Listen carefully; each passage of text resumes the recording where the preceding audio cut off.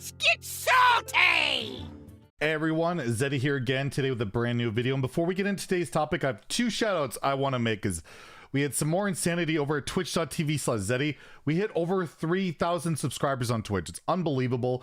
We're gonna do like a 12-hour variety stream, and next week I'll probably plug it on the channel where we'll play Hearthstone and some other like whatever variety, probably retro games, stuff like that. So if you haven't checked out twitch.tv/Zeddy, check it out. I just have to shout out the community. It's unbelievable the amount of support we've had recently. And the other shout out is just to our channel. We're less than 200 subs away from 35K. So if you haven't hit that button yet, I would really appreciate it. But today's topic, I want to talk about a thing. I was actually kind of chatting with Cantaloupe. I mentioned him earlier the other day, the Hearthstone streamer, about why he has found Hearthstone to be so frustrating lately and why it's a trend of things. And I think we've probably talked about this a bit on the channel before, but I really want to go into where the card design of Hearthstone cards in particular like the last year have been like really fun oriented for one person and absolutely terrible for the other person. And I feel like a lot of what people get mad about and frustrated about with Hearthstone and a lot of the complaints stem to a lot of this. Like a lot of these decks, a lot of these cards are just really one-sided. They're really one-sided and lead to these really frustrating experiences for one player, and one player has like the time of their life, I guess, while they're doing the broken thing. But one player is sitting there pissed off, unhappy, and it's you know, you're talking about a card game where someone's gonna win, someone's gonna lose, and the person that's gonna lose isn't gonna be that happy. But overall, if the game is back and forth, if there's like, you know, minion battles or just there's a chance for a victory one way or the other, you might come away from a loss with like, oh, you know, I gave it my best and whatever, I'll go from there. But the card design lately, I feel like, is you either absolutely smash someone or get absolutely smashed, and when you lose, it's way more frustrating in the end than when you win. And typically, well, people remember the losses a lot more than the wins. And when the losses feel as bad as they do now, I think it stands out. So what am I talking about? Well, I got my collection open here, and I just wanted to go through, like, look at all the archetypes and how they feel that way. So right now with Demon Hunter, it's probably like one of the more fair classes in the game.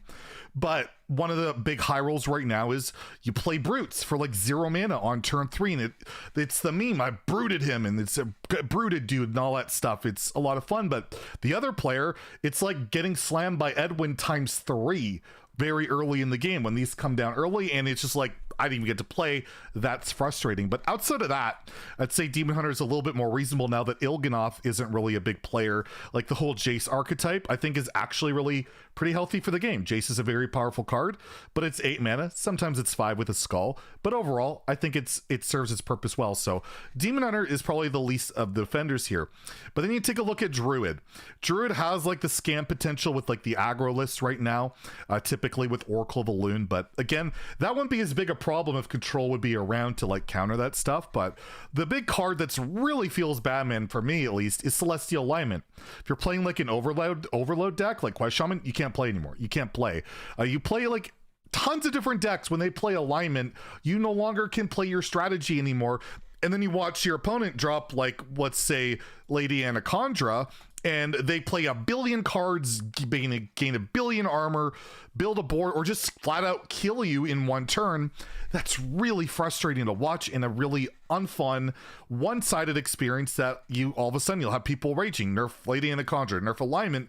Even though they're not particularly powerful in the meta, it's just that they're so frustrating. And I hear a lot of people complain about it in WoW too, just because it's so one-sided, because it takes that gameplay aspect out of one player's hand. They're no longer able to play the game. And I find Celestial Alignment to be extremely frustrating for that reason.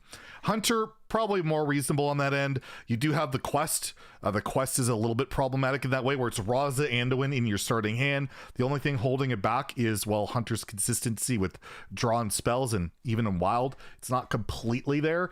And yeah, I don't think Hunter's a big offender of this rule. You know, you have a lot of the just go face, that can be frustrating. But again, if Control would actually be viable, you'd be able to board clear, gain armor or health. Wouldn't be that big a problem. But again, it's not really that viable, so that strategy is frustrating. But I don't think Hunter's a big offender. We all know with the mage stuff, there's so many one-sided cards that feel awful right now. Sorcerer's Gambit probably being the big one of them.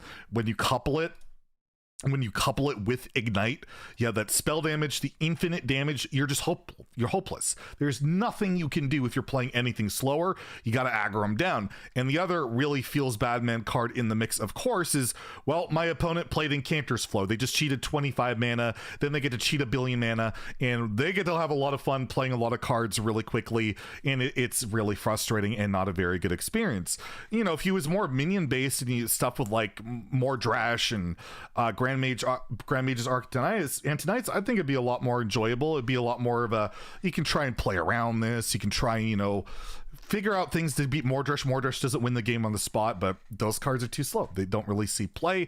Paladin has one of the most frustrating, absolutely mind-bogglingly dumb cards in Oh My Yogg, where not only is it a third the cost of a counterspell, and you can play around it. You can literally know it's Oh My Yogg, and it doesn't matter because maybe I played a 1-mana spell and I Shadow Cancel my hand, destroying everything I've worked for. That is just a complete piss off. That is infuriating. And yeah, the other player gets to laugh at you and be like, haha, that was a fun moment, I guess. But the person that got screwed is really angry. It's just unfun.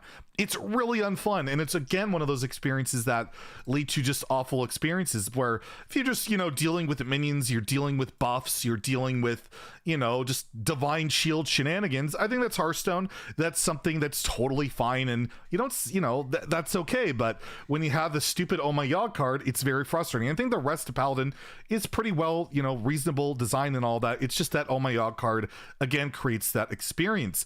And then you took a look at Priest. Well, Priest just hits you in the face. Priest right now, you can't play Control Priest, but when Control Priest was a thing, the whole infinite Raise Dead Scorpid Wand Thief was very unfun. But there is a card that is mind-bogglingly infuriating, and that's Mindrender Lucia. Another one of these really feels bad man cards where they play a Lucia, they just dump your hand, they just play everything.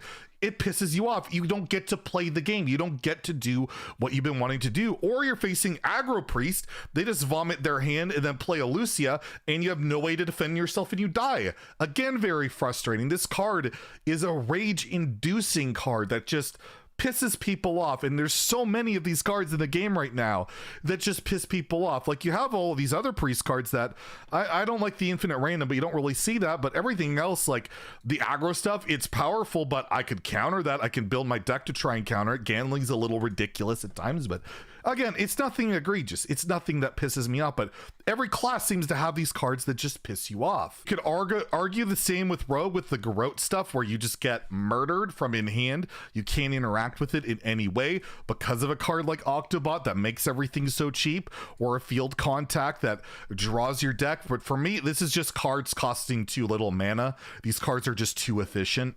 So I don't feel like they're feels bad man cards. I'd say Cloak of Shadows is the closest to a card that's just like, oh, they play this and I can't interact with them. That's really frustrating. It's reminiscent of Ice Block. But overall, I feel like the Rogue stuff isn't too much of the feels bad variety, other than, I guess, getting smashed in the face with a weapon. But again, you can run a weapon removal. It's even got tradable these days. I feel like Rogue's one of the classes that's, again, not as big a offender. I kind of like the design of it. I just think a lot of stuff is too cheap. I feel like they should not be able to draw their entire deck so ridiculously easy, or like a Secret Passage 1-mana draw for the 0-mana draw 2. That can be a bit silly, but overall, I'd say it less feels bad, man. Then you look at Shaman, I'd say the cards are just too good. Like Perpetual Flame is probably too good. The elemental stuff, at least prior expansion, was too good. And I don't really look at Shaman as anything where it's particularly like, this is just rage-inducing stuff. It's just all really good.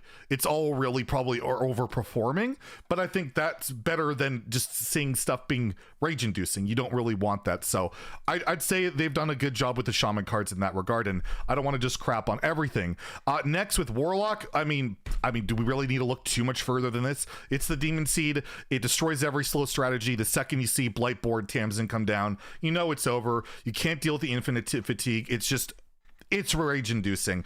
It's like taking Ticketus, which people hated, which made your late game irrelevant because they deleted your deck, to times 11, because you don't need Ticketus when your fatigue is just murdering your opponent. You don't even need to get your opponent to fatigue. You just do it yourself, and for a lot cheaper and a lot more insane synergy. So yeah, the Demon Seed is a really big example of another card that just feels really bad for one person and not so much the other. And again, it creates that frustrating experience that you keep seeing. And Warrior, well, Warrior's not really a player in standard at all. They don't really have any of these feel bad man cards anyways. The closest is probably Raid the Docks, because Captain Rakar is infinite value, infinite damage, and I guess a slow deck will struggle with that, but it doesn't scale that incredibly well. It's not like auto beat control if you just play Raid the Docks, and as long as control has some kind of proactive ability, I feel like it can beat that strategy. But overall, Warrior, again, not a big offender. So you can see not everything is like this. Not every